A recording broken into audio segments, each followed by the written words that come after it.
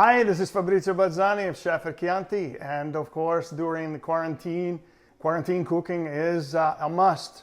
Here we are using today some products that you have at home and some products that maybe you have already loved in other dishes. We're going to reutilize them. We'll start today with fake meatballs. We're going to use some old bread and a little bit of milk. We're going to use some tomatoes. We're going to make it look like it's exactly like a meatball, but it is entirely vegetarian and you can offer it to all your friends. Here we go. So here is your beautiful crusty loaf of bread. You can see that I've already prepared some of it ahead of the game, so I will make it a little quicker for you. Get rid of the harder part of your crust. Prepare your bread by soaking it with some fresh milk. Here we go. It will take a few minutes, of course, and you can use a little bit of force to make sure that this bread is soaking all the milk in there. While this is happening, we'll prepare some of the rest of the ingredients. We will need breadcrumbs. We will need at least one egg, and we'll use beautiful assortment of cheeses. You can use grana padano, some aged cheddar, sharp cheddar, whichever you have at home, whatever you like. Don't forget, this is up to you. It's your taste. What else are we going to put in there? A little bit of savory. Savory is a fantastic herb. Here I have some that I dried myself. In this particular case, we'll add it to the meatballs, or fake meatballs, better said, and see how the result will be. So all you have to do is kind of break your leaves away. Can you see everything? All right. Well, a little bit of that residual oil in your herb will start to reactivate. And too bad you're not here with us, but you can smell it already. It is in the family of thyme and marjoram, so you can imagine a little bit of that aroma. I'm going to use a little bit of warm water to make sure that my bread is nice and soaked. One egg. Use a little energy so the bread will come apart. Here's the base of your fake meatballs right here. So at this point it's very soft and a little bit on the runny side. So we'll use a couple of tablespoons of breadcrumbs. 2 tablespoons should be just enough to make sure that everything comes together nicely. So a little bit of salt and pepper. Be careful not to over season it. It will be probably, let's say, half of a teaspoon of salt. A nice 2, 3, 4, 5, 6, 7, 8. And at this point we'll do our medley of cheese. So let's see. A little bit of grana padano. And you can use also, and some sharp cheddar as well. Give it a little edge. Now, I'm going to do a little mixing action again.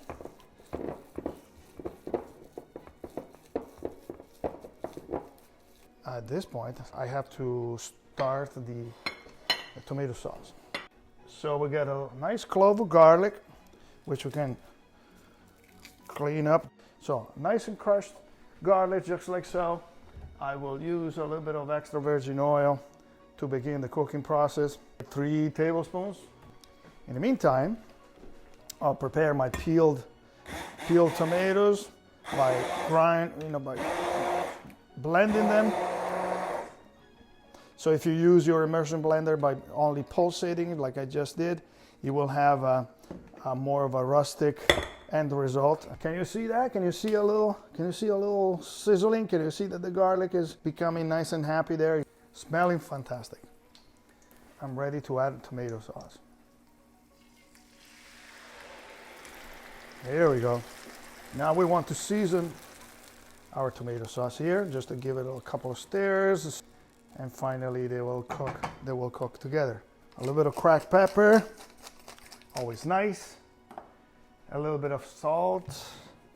Always keep that in mind. Salt is the messenger of flavor. You cannot do without. We'll use a little bit of dry basil almost, just because we are in winter time and it's a little bit hard to get basil from the garden. All right, in the meantime, I will move over here and start rolling the meatballs. A little trick, you can wet your fingers, wet your hands before you roll your meatballs, whether they are meatballs or fake meatballs like these ones. See, by having wet hands, it will help to for the paste not to stick to your fingers. What do you say? This is a good size, or you can use a cup measure if you want. You can use a tablespoon or just wing it like I do. All we have to do at this point is move the meatballs or fake meatballs right into the sauce and wait for the magic to happen. It will take a good 20 minutes to half an hour for the dish to be complete. So here, time to taste. Time to have a little taste. All right, nice and sweet. There's a little bit of tang to it, which is very nice. We'll put just a little more salt, a little sprinkle of salt. Make sure everything comes together nicely. So finally, our fake meatballs are ready to go. As you can see, they are nicely staying together. They're super soft and beautiful. The tomato sauce has reduced to a nice creamy consistency. So I'm gonna move it to a serving dish, and from there on, enjoy. Smelling fantastic. Here we go. Cover it with sauce. Keep away the garlic. A little touch of cheese just to finish your dish. Here is the final product. Just a recap. Use milk. Dry or fresh herbs is okay, whatever you like. The choice of cheese is yours. So if you have a particular cheese you like or something you have in a cooler, check it out. Make sure you like us on our social media platforms, and we'll see you soon for more cooking with Fabrizio at DZ Restaurants and Chianti. Ciao!